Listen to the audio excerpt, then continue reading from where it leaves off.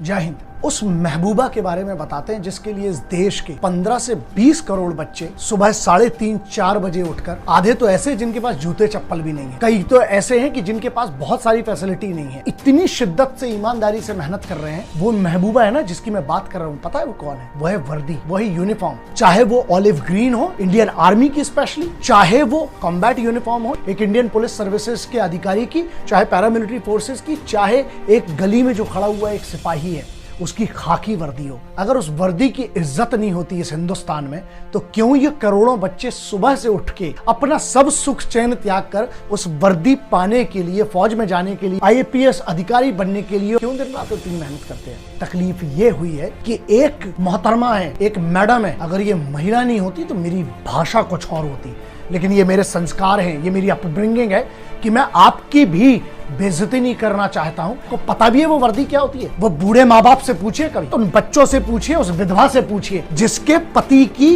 वो वर्दी उसको दी गई है जब वो शहीद होकर उसकी लाश आई थी। मैं फौजी नहीं हूं, लेकिन मुझे पता है जिस बैकग्राउंड से आता हूं, मैं जिस घर से आता हूं, बहुत खून देखा, बहुत लाशें देखी, बहुत वर्दी और बहुत काम किया है इनके साथ। मुझे पता है कि वो इमोशन क्या होता है इस वर्दी के लिए। आप उसको तार-तार कर रही हैं और एक वेब सीरीज में आपने इतनी नग्नता, इतनी भद्दी चीज दिखाई जिसको मैं खुलकर बोल भी नहीं सकता हूं। मैंने नहीं देखी वो, लेकिन जब मुझे उसके बारे में जानकारी पता चली, जो स्क्रीनशॉट्स जब मैंने पढ़ा, मुझे इतना गुस्सा था मैडम। लेकिन बात वही है ना कि आप एक महिला हैं और शायद आप पता नहीं ये कौन से कर्म काम आ गए कि जहां मेरी जुबान और मेरा एक्शन बंधा हुआ है। इसमें दो एंगल हैं, ठीक है? पहला है मॉरल एंगल, जिसकी आपकी जिम्मेदारी थी, आपको जो बनाना है बनाओ, बनी बात है। आपके पूरे डिफेंस भी मुझे पता है बनी बात है। आपके पास जो एक प्रोटेक्शन आता है जिसकी आप बात करेंगे कि आर्टिकल 21 में तो राइट टू प्राइवेसी कवर है, बिल्कुल अपने घर की चार दीवारी के अंदर जो देखना चाहे, मैं उसकी बात नहीं कर रहा हूं। बात यहां ये नहीं है कि वो क्या देख रहे हैं, बात ये है कि उनको क्या परोसा जा रहा है। जो परोसा जा रहा है वहां पर एक मोरल रिस्पॉन्सिबिलिटी आती है। तो आप लीगल साइड में क्या करेंगे? आप सीधे कह देंगे कि हमारे पास तो OTT प्लेटफॉर्म है, हम तो डिस्क्लेमर डाल देते हैं और हमारे लिए तो जो हमारी अथॉरिटी है वो कोई है ही नहीं, क्योंकि आपका कोई सेंट्रल बोर्ड नहीं है। और उसके बाद क्या है, आर्टिकल 19 में आपको फ्रीडम ऑफ एक्सप्रेशन की बात करेंगे। मुद्दा यहां ये है कि आपकी एक नागरिक के तौर पर एक जिम्मेदारी तो बनती है, जिसको शर्म कहते हैं, लिहाज कहते हैं, जो हमारे समाज के अंदर कुछ दायरे हैं। आपको धंधा करना है, उसमें कोई तकलीफ नहीं, कानून ने आपको परमिशन दी, आप कर सकते थे।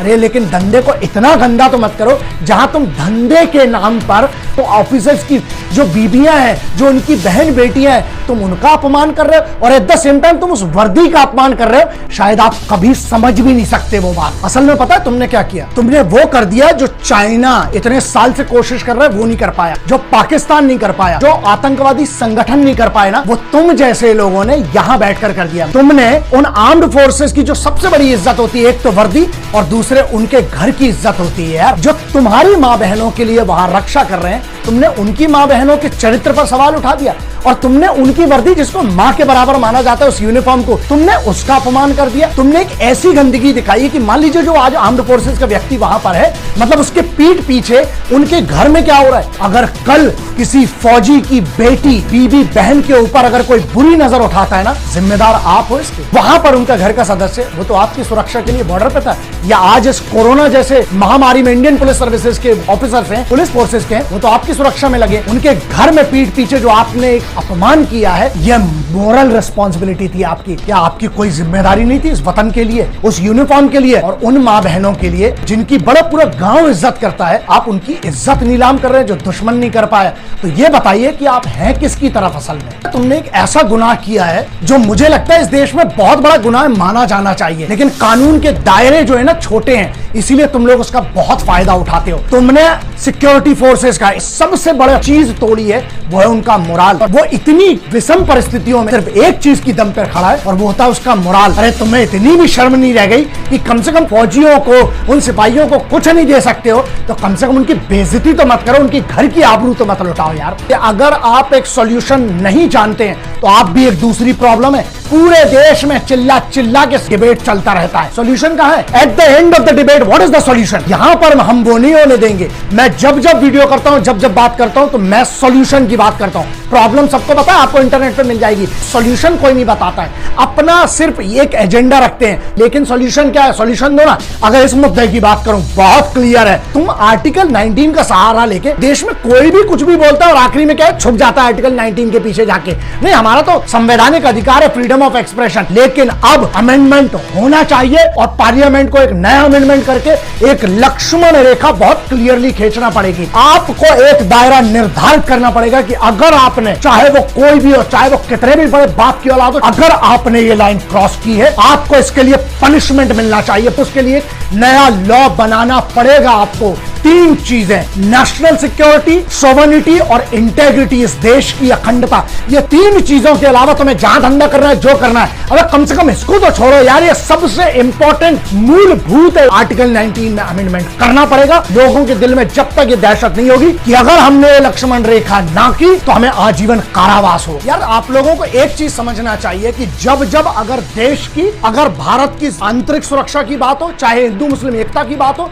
चाहे कहीं पर भी एक ऐसी बात हो जहां मेरे हिंदुस्तान की फौज या उसकी यूनिफॉर्म या उसके डेकोरम, मैं कोई फौजी नहीं हूं, लेकिन एक सामान्य भारतीय के नाते जब जब जरूरत पड़ेगी इस देश को हमेशा रहूंगा। बस एक चीज जो मुझे बहुत हर्ट करती है वो ये है, यार आप लोग को ये डाउट कैसे हो गया कि मैं बोलूंगा नहीं। मैं एक प्रैक्टिशनर हूं, याद रखना, मैं अखाड़े वाला आदमी हूं। मैंने अपने खलीफा उस्ताद, अपने बाबूजी से एक ही चीज सीखी थी कि बेटा बगैर तैयारी के नहीं जाया जाता है। संयम रखिए, आप पेशेंस रखिए। अगर मैं चुप हूं ना तो हमेशा एक बात याद रखना कि मैं सही वक्त पर जवाब जरूर दूंगा। मैंने पहले भी कहा था कि नागिन अपना बदला भूलती है, योद्धा नहीं। अरे हम तो योद्धाओं के गुरु हैं, हम कैसे छोड़ेंगे इनको। और जिन्हें लगा कि मैं डर के बैठा होऊंगा या किसी से मैं डर गया होगा कि यार कल को काम ना मिले, ये सब ऐसा है। एक बात बहुत ध्यान रखना, अगर करियर की कोई बात करे ना और वतन की कोई बात करे तो ऐसे लाख करियर, लाख इंडस्ट्री कुर्बान है इस वतन के तिरंगे और वतन के सम्मान के लिए। और रही बात दूसरी डरने की, सैयद सलाहुद्दीन, मौलाना अजहर मसूद, जितने बैठे हैं बड़े बड़े टेररिस्ट, हमने उनको नहीं छोड़ा। बड़े बड़े न्यूज चैनल के मालिकों और बड़े बड़े न्यूज चैनल ग्रुप, बड़े बड़े नेताओं को हमने नहीं छोड़ा। जब वतन की बात है मैंने छोड़ा अब तक किसी को?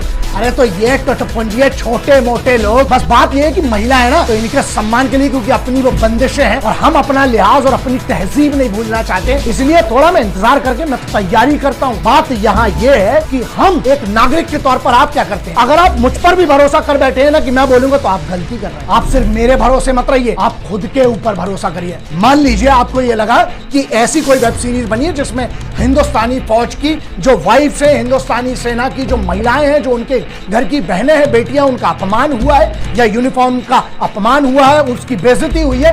सवाल आपसे है दोस्तों, आपने क्या किया? सिर्फ आपने मुझे कमेंट लिख दिया, बवाल कर दिया कि सर आप बोलो आप बोलो। यार दोस्त एक बात बताओ, अगर आपको बुरा लगा था तो आपने उस पर क्या किया? यह सवाल अपने आप से पूछना। शहीद आजम की एक लाइन है कि दूसरों के कांधों पे जनाजे उठा करते हैं, जिंदगी खुद की दम पे जी जाती है। यही तो मैं कहता हूँ कि इंडिपेंडेंट भारत का मतलब क्या है? इंडिपेंडेंट भारत में डिपेंडेंट लोग हैं हमारे घर, कि हमारे बदले भी कोई और लड़ेगा। यार ऐसा मत करो। इस देश को अगर हमें महान बनाना है ना तो उसके लिए कम से कम खुद की जिम्मेदारी तो लेना सीख लो। बहुत सारे लोग ये सोच रहे हैं कि फौज के लिए कंप्लेन कर लेंगे, फौज की तरफ से डिफेमेशन कर देंगे। ऐसा है, हिंदुस्तानी फौज के बाद इतनी कुव्वत है, अगर वो चाहे लेती ना तो मिलिट्री पुलिस है, चाहे बहुत सारी ऐसी यूनिट्स है, इनका खानदान कब का गायब हो चुका होता। लेकिन नहीं, कानून के दायरे हैं, वो तो अपने नियमों का पालन कर रहे हैं, वो तो अपनी ड्यूटीज बहुत अच्छे से निभा रहे हैं। लेकिन नागरिकों के तौर पर क्या हम लोग फेल नहीं हुए? भारत का जो आम आदमी है, भारत के जो सभी लोग हैं या जो क्रिएटिव लोग भी हैं, क्या उनका अपमान नहीं किया? कि उनकी बेइज्जती नहीं कर दी इन लोगों ने? जो इतने सारे लाखों करोड़ों लोग जो कहते हैं कि सर आपको हम बहुत मानते हैं, आप मुझे मत मानो, मुझे कोई फर्क नहीं पड़ता, तिरंगे को मानो,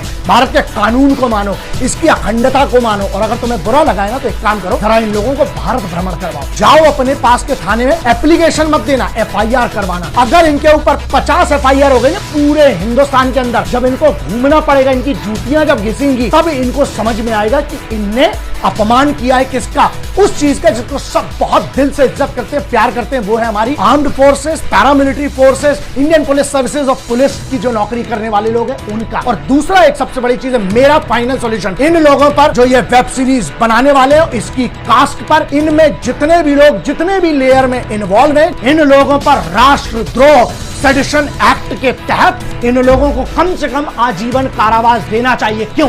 क्योंकि जो दुश्मन नहीं कर पाया ना, इन लोगों ने वो किया। फौज का मोराल, फौज की इज्जत, फौज की यूनिफॉर्म, जो एक अभिमान होता है ना फौज का, उसके फौज के अभिमान को इनने टार्निश किया है। अगर ऐसा नहीं है सेडिशन एक्ट में, नहीं तो आप एक नया कानून बनाए जिस कानून के दायरे में हर आदमी को उसकी औकात बताना बहुत जरूरी है साहब। लेकिन अगर आज मैं ये सरकार से बोल रहा हूं, अगर आज आपने कोई कानून इस पे नहीं लिया और कुछ नहीं लिया, तो ये याद रखिएगा कि फिर जो बड़ी बड़ी बातें हैं ना आप लोगों की, वो सब हवा में चली जाएगी, चाहे वो राज्य सरकार हो चाहे केंद्र सरकार हो। बस ये बात ध्यान रखिएगा। चाणक्य, चंद्रगुप्त मौर्य की बात करें, मौर्य डायनेस्टी की बात करें आप, चाहे मराठा डायनेस्टी की बात करें, चाहे आप भारत के उस इतने बड़े इतिहास की बात करें, वहां पे सभी योद्धाओं ने, सभी बड़े बड़े लोगों ने एक बात जरूर कही थी। पता है आपको क्या? जिस भी राष्ट्र में उसके सिपाहियों का, उसके रक्षकों का, उसकी बेटी बहन और माओ का, वृद्धों का और श्रमिकों का अगर अपमान होता है, वो राज्य पतन की ओर जाएगा। और मैं नहीं चाहता हूं कि मेरे राष्ट्र का पतन हो।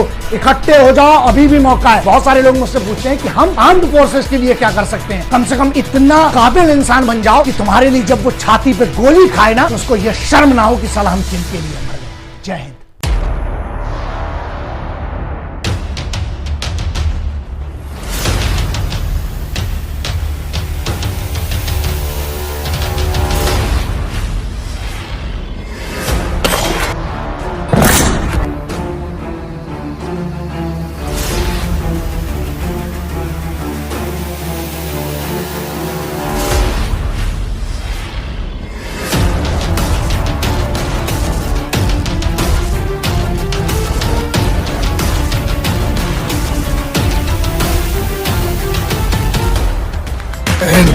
वंदे मातरम, इनकलाब जिंदाबाद, भारत माता की जय।